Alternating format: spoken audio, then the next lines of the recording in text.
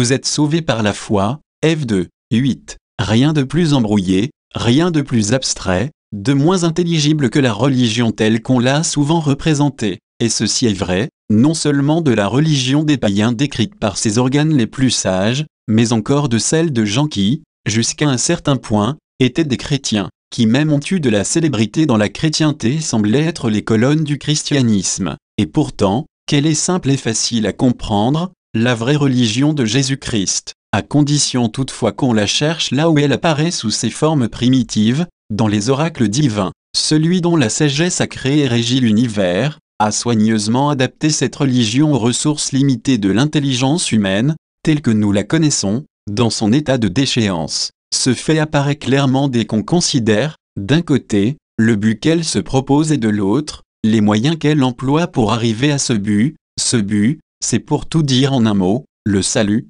Le moyen d'y parvenir, c'est la foi. On peut voir du premier coup d'œil que ces deux petits mots, salut et foi, résument toute la Bible et contiennent, en quelque sorte, la moelle de toutes les Écritures. Il nous importe d'autant plus de nous préserver de toute erreur à leur sujet, et de nous faire une idée juste et complète du sens de l'un et de l'autre. Appliquons-nous donc à rechercher ce que c'est que le salut, quelle est la foi par le moyen de laquelle nous sommes sauvés, et enfin de quelle façon elle nous sauve. I majuscule. Nous rechercherons, en premier lieu, ce que c'est que le salut. Celui dont il s'agit dans le texte, n'est pas ce qu'on a souvent désigné par ce mot, c'est-à-dire l'entrée de l'âme dans le ciel, dans le bonheur éternel. Ce n'est pas la possession de ce paradis que notre Seigneur appela le sein d'Abraham, Lu 16h22, ce n'est pas une bénédiction qui se reçoive de l'autre côté du tombeau ou, comme on dit vulgairement, dans l'autre monde. Les termes eux-mêmes de notre texte décident irrévocablement la question,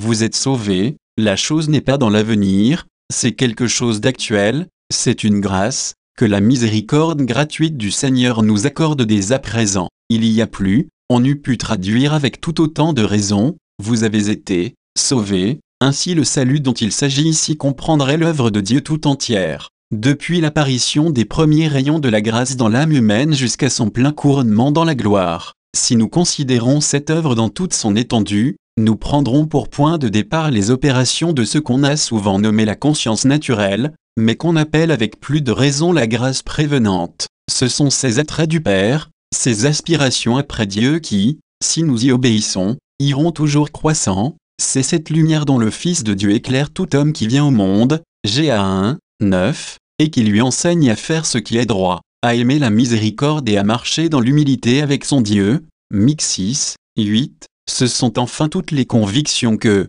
de temps à autre, le Saint-Esprit produit dans le cœur des hommes. Sans doute la plupart se hâtent de les étouffer, et, peu à peu, ils finissent par oublier, ou tout au moins par nier, qu'elles se soient jamais produites chez eux. Mais tenons-nous-en au salut dont parle ici tout spécialement l'apôtre Paul. Ce salut peut se décomposer d'une manière générale en justification et sanctification. Justification est synonyme de pardon. C'est la rémission de tous nos péchés et notre réconciliation avec Dieu, car ces deux grâces sont nécessairement enchaînées l'une à l'autre. Le prix auquel elles nous ont été acquises, ce qu'on nomme communément la cause méritoire de notre justification, c'est le sang et la justice de Christ, ou, pour parler plus clairement, tout ce que Jésus a fait et a souffert pour nous jusqu'au moment où il livra son âme, et Esa 53, 12, pour les pécheurs. Les résultats immédiats de la justification sont la paix de Dieu, cette paix qui surpasse toute intelligence, Fi 4, 7, et cette joie ineffable et glorieuse,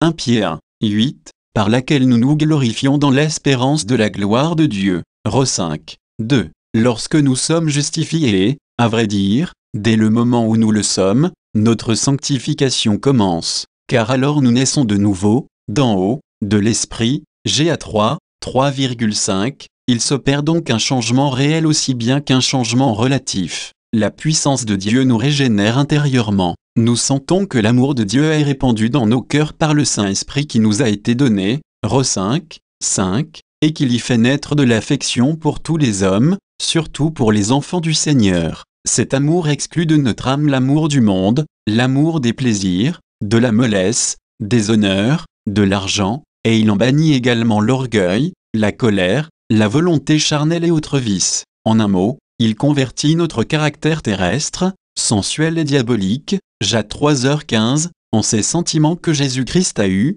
fit 2, 5, qu'il paraît naturel à ceux chez qui se produit cette transformation, de supposer que tout péché a disparu de leur cœur, qu'il en a été complètement déraciné, qu'il ne s'y trouve plus. Comme on fait volontiers alors ce raisonnement, je ne sens pas de péché en moi, j'en suis donc exempt, ce qui revient à dire, il ne bouge pas, conséquemment il n'existe pas, il est immobile, donc il est mort. Mais on ne tarde guère à se désillusionner sur ce point, on apprend bientôt que le péché n'était pas détruit, mais seulement suspendu en nous. La tentation revient et le péché revit, montrant par là qu'il n'était pas mort, mais uniquement engourdi. Alors on trouve en soi ces deux principes qui sont directement opposés l'un à l'autre, la chair qui a des désirs contraires à ceux de l'esprit, Gal 5h17, la nature humaine résistant à la grâce divine. Ceux en qui cela se passe ne sauraient nier que, tout en possédant la même foi en Christ, le même amour pour Dieu, tout en éprouvant encore que l'Esprit rend témoignage à leur esprit qu'ils sont enfants de Dieu. Romains 8h16.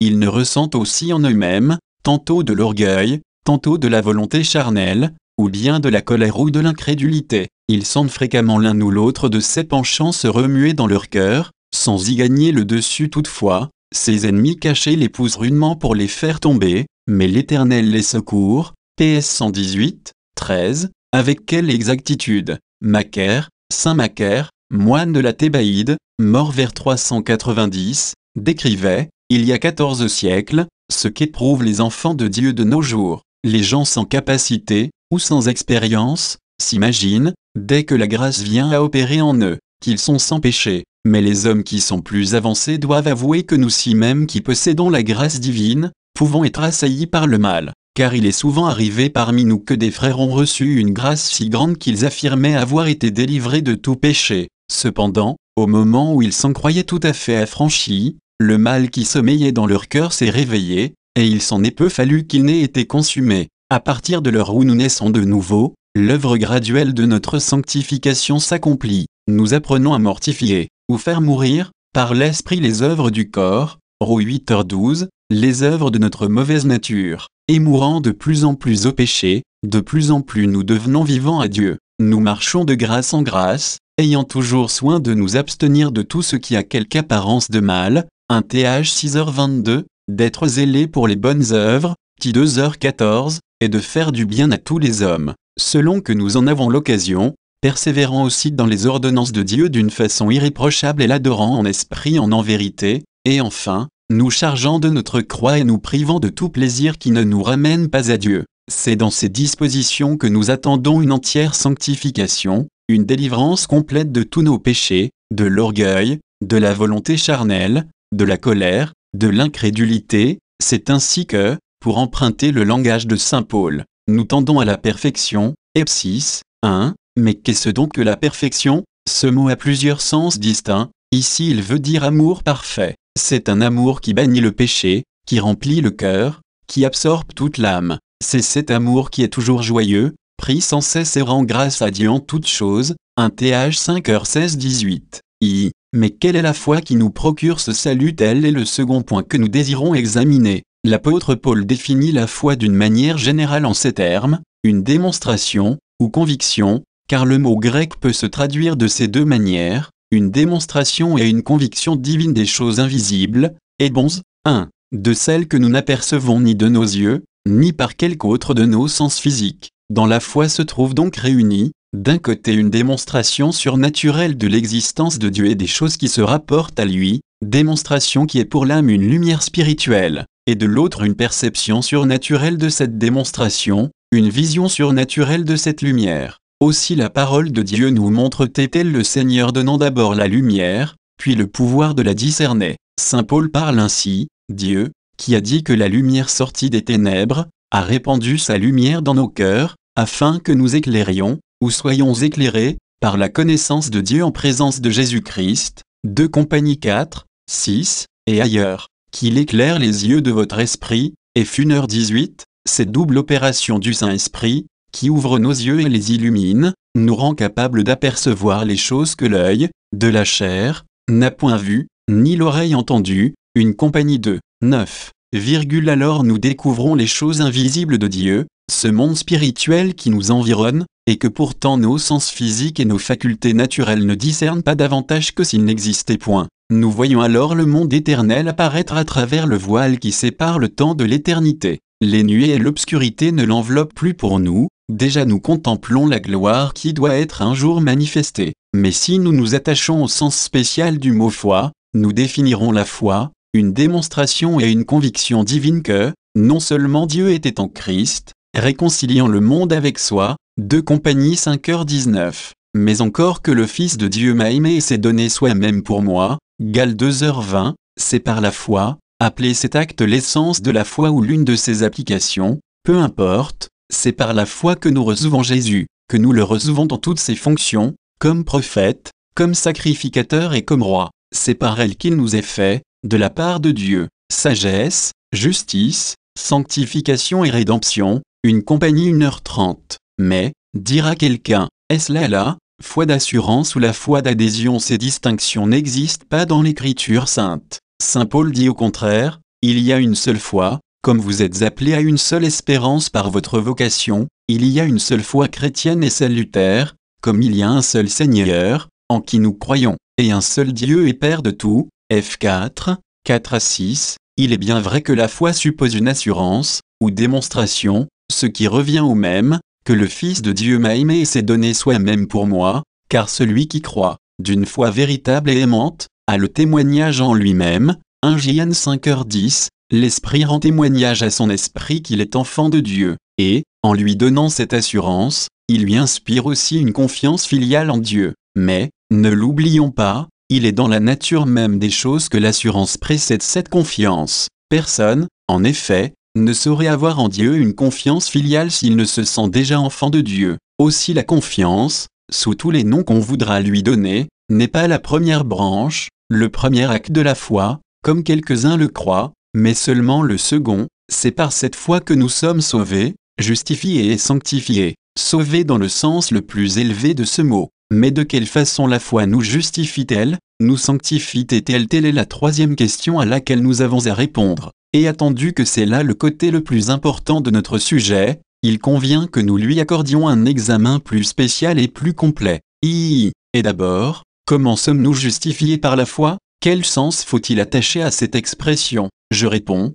celui-ci, que la foi est la condition, l'unique condition. Nul autre que le croyant n'est justifié, sans la foi aucun homme ne reçoit cette grâce, mais c'est aussi l'unique condition, car la foi suffit, à elle seule, pour le justifier. Quiconque croit est justifié, quelles que soient les autres qualités qu'il possède ou ne possède pas. En d'autres termes, personne n'est justifié avant d'avoir cru, et tout homme qui croit est justifié dès le moment où il croit. Mais, dira quelqu'un, Dieu ne nous a-t-il pas aussi commandé de nous repentir, et même de faire des fruits convenables à la repentance, Matthieu 3, 8, par exemple, de cesser de mal faire et d'apprendre à bien faire, et n'est-il pas essentiel que nous fassions ces deux choses qu'il nous commande, si essentiel que, si nous négligeons volontairement soit de nous repentir, soit de porter des fruits de repentance, nous n'avons aucune raison de compter sur notre justification? S'il en est ainsi, pourquoi dire que la foi est la seule condition de justification?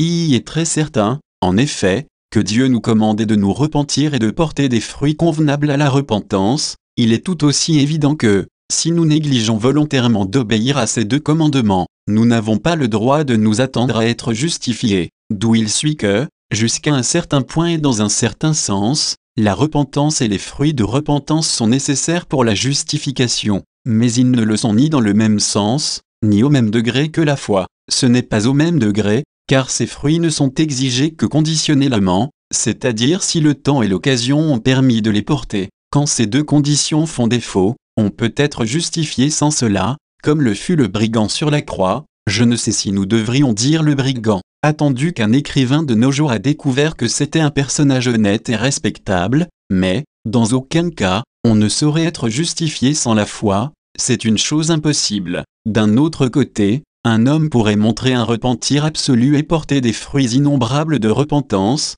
tout cela ne servirait à rien, tant qu'il ne croit pas, il n'est pas justifié. Mais du moment où il croit, il est, avec ou sans ses fruits, et même avec un degré plus ou moins grand de repentance. Ce n'est pas non plus dans le même sens que la foi et la repentance avec ses fruits sont nécessaires, car le repentir et les œuvres qui s'y rattachent ne sont indispensables qu'accessoirement et pour conduire à la foi, tandis que celle-ci est nécessaire d'une façon directe et immédiate. La conclusion de tout ceci est donc que la foi est la seule condition immédiate et absolue de la justification. Mais, ajoutera-t-on, croyez-vous aussi que l'on soit sanctifié par la foi? Nous savons que vous croyez à la justification par la foi, mais ne croyez-vous pas à la sanctification par les œuvres, et ne la prêchez-vous pas? Telle est l'accusation que, depuis 25 ans, on lance contre moi avec assurance, avec violence même. Cependant, j'ai toujours prêché une doctrine diamétralement opposée, et je l'ai fait sur tous les tons. J'ai sans cesse déclaré, soit en public, soit en particulier, que la foi nous sanctifie comme elle nous justifie. Et, à vrai dire, l'une de ces grandes doctrines jette un jour merveille sur l'autre. Tout comme on est justifié par le moyen de la foi, on est aussi sanctifié par son moyen. Dans le second cas, comme dans le premier, elle est la condition, l'unique condition. Elle est la condition, parce que nul autre que le croyant n'est sanctifié, parce que sans la foi on ne saurait obtenir la sanctification. Elle est l'unique condition, parce qu'à elle seule elle suffit pour que nous soyons sanctifiés. Quiconque croit est sanctifié, quelles que soient les autres qualités qu'il possède ou qui lui manquent. En d'autres termes, personne n'est sanctifié avant d'avoir cru, tout homme qui croit est sanctifié dès l'instant où il croit. Mais n'y a-t-il pas une repentance qui suit la justification, comme il y en a une qui la précède, et le devoir d'être zélé pour les bonnes œuvres n'est-il pas imposé à tous ceux qui ont obtenu le pardon? Les bonnes œuvres ne sont-elles pas même si importantes que l'homme qui les négligerait volontairement n'aurait pas le droit de s'attendre à être jamais sanctifié dans toute l'étendue de ce mot, c'est-à-dire perfectionné dans l'amour? Il y a plus, pourrait-il même croître en grâce et dans la connaissance et l'amour de notre Seigneur Jésus-Christ, ou même conserver les grâces qu'il a précédemment reçues de Dieu? Peut-il persévérer sans cela dans la foi, ou conserver la faveur de Dieu? N'est-ce pas là ce que vous admettez, ce que vous affirmez constamment? Mais s'il en est ainsi, comment pouvez-vous dire que la foi est la seule condition de la sanctification? Oui, sans doute, c'est là ce que j'admets et ce que j'affirme constamment comme étant la vérité divine. J'admets qu'il y a une repentance qui suit la justification, comme il y en a une qui la précède. J'admets que tous ceux qui ont été justifiés sont tenus d'être zélés pour les bonnes œuvres, et que celles-ci sont si nécessaires que l'homme qui les négligerait volontairement n'aurait plus le droit de s'attendre à être sanctifié. Je crois qu'il ne pourrait croître en grâce, croître à l'image de Dieu et dans les sentiments qui étaient en Jésus. J'admets même que, sans elles, il ne saurait conserver les grâces déjà reçues, ou persévérer dans la foi, ou demeurer dans la faveur de Dieu. Mais que devons-nous conclure de cela, sinon que la repentance bien comprise, est la pratique de toutes les bonnes œuvres, soit œuvres de piété, soit œuvres de charité, œuvres qu'on peut appeler bonnes, puisqu'elles découlent de la foi, sont l'une et l'autre, dans un certain sens, nécessaires pour notre sanctification? J'ai dit, la repentance bien comprise, c'est qu'il ne faudrait pas confondre cette repentance-ci avec la première. Celle qui suit la justification diffère considérablement de celle qui la précède, car elle n'apporte à l'âme ni remords, ni sentiment de condamnation, ni appréhension de la colère de Dieu. Elle ne suppose pas nécessairement de doute quant à la faveur divine, ou cette crainte qui est accompagnée de peine. 1 Jean 4h18, c'est, à proprement parler, une conviction qu'opère en nous le Saint-Esprit, relativement au péché qui existe encore dans notre cœur, relativement à cette inclination charnelle qui, pour emprunter le langage de notre Église, l'Église anglicane, subsiste encore, même chez ceux qui sont régénérés, bien qu'elle n'y règne pas, bien qu'elle n'y ait plus de domination. La seconde repentance est une conviction intime de notre inclination naturelle au mal, de l'existence en nous d'un cœur prompt à se détourner de Dieu, et de cette disposition constante de la chair à s'opposer à l'esprit. À moins que nous ne veillions et ne prions sans cesse, ce cœur mauvais nous porte tantôt à l'orgueil, tantôt à la colère, tantôt encore à l'amour du monde, de la mollesse, ou des honneurs, ou à aimer les plaisirs plus que Dieu. Cette repentance est enfin la conviction que notre cœur est enclin à la rébellion, à l'athéisme, à l'idolâtrie, mais surtout à l'incrédulité qui, à chaque moment, de mille manières et sous mille prétextes divers, nous fait plus ou moins abandonner le Dieu vivant. À cette conviction qu'il reste du péché dans nos cœurs, se joint une conviction non moins profonde qu'il en reste aussi dans notre conduite et que toutes nos actions, toutes nos paroles en sont entachées.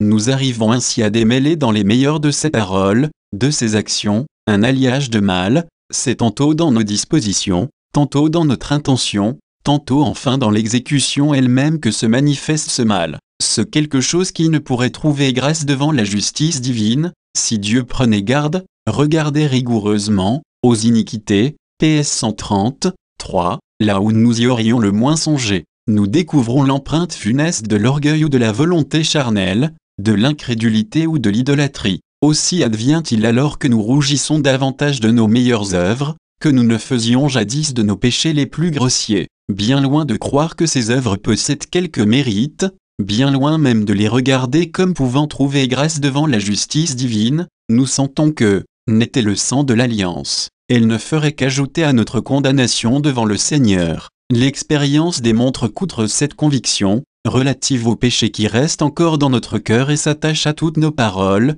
à tous nos actes, outre le sentiment que nous serions frappés de condamnation si nous n'avions continuellement recours à l'aspersion du sang expiatoire, il entre encore un élément dans cette repentance, c'est la conviction de notre impuissance, de l'incapacité absolue où nous nous trouvons de penser une bonne pensée, de concevoir un bon désir, à plus forte raison de prononcer une bonne parole ou d'accomplir une bonne œuvre, à moins que la grâce toute puissante de Dieu ne nous y dispose tout d'abord, et ne nous soutienne ensuite jusqu'au bout. Mais quelles sont donc les bonnes œuvres dont la pratique vous semble nécessaire pour notre sanctification en premier lieu? Il y a les œuvres de piété, par exemple, la prière en public, en famille et en secret, la participation à la scène du Seigneur, l'étude des Écritures qui consiste à les entendre expliquer, à les lire et à les méditer, et l'emploi du jeûne et des abstinences, dans la mesure où le permet notre santé. En second lieu viennent les œuvres de miséricorde, tant celles qui s'adressent au corps que celles qui ont en vue l'âme de nos semblables. À la première classe de ces œuvres appartiennent le soulagement des affamés et de ceux qui sont nus,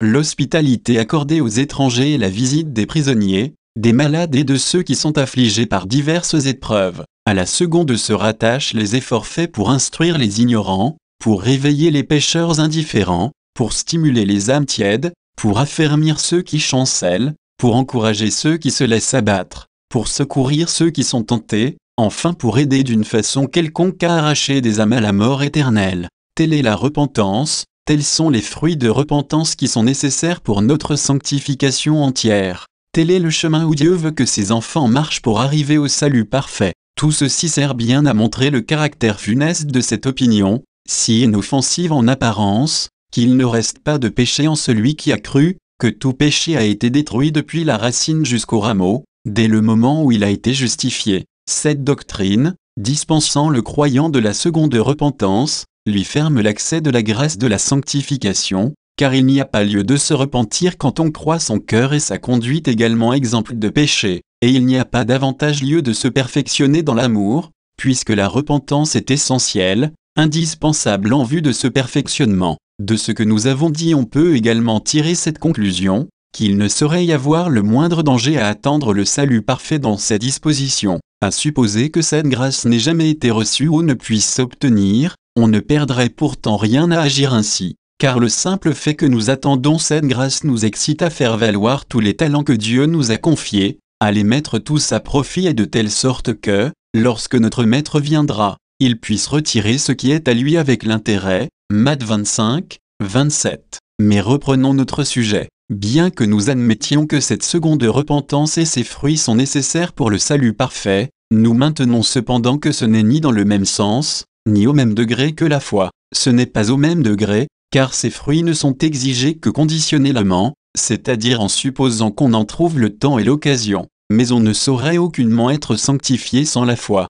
On aurait beau fournir une repentance aussi complète que l'on voudra la supposer, ou des fruits aussi abondants que possible, cela ne change rien à la chose, on n'est sanctifié que lorsqu'on croit. Mais dès le moment où l'on croit, on est sanctifié, que l'on ait d'ailleurs porté ses fruits ou non. Ce n'est pas non plus dans le même sens, car cette repentance et ses fruits ne sont nécessaires qu'accessoirement, pour l'entretien et l'accroissement de la foi, tandis que celle-ci est nécessaire d'une manière directe et absolue, d'où il suit que la foi est la seule condition directe et immédiate de la sanctification. Mais quelle est la foi spéciale, par le moyen de laquelle nous sommes sanctifiés, délivrés du péché et perfectionnés dans l'amour? C'est une démonstration et une conviction divine des vérités suivantes. Premièrement, que Dieu l'a promise dans sa sainte parole. Impossible d'avancer d'un seul pas, tant que nous ne sommes pas convaincus de cela. Mars, il me semble qu'il devrait suffire, pour assurer de ce fait un homme raisonnable, de cette promesse si ancienne. L'Éternel ton Dieu circoncira ton cœur et le cœur de ta postérité,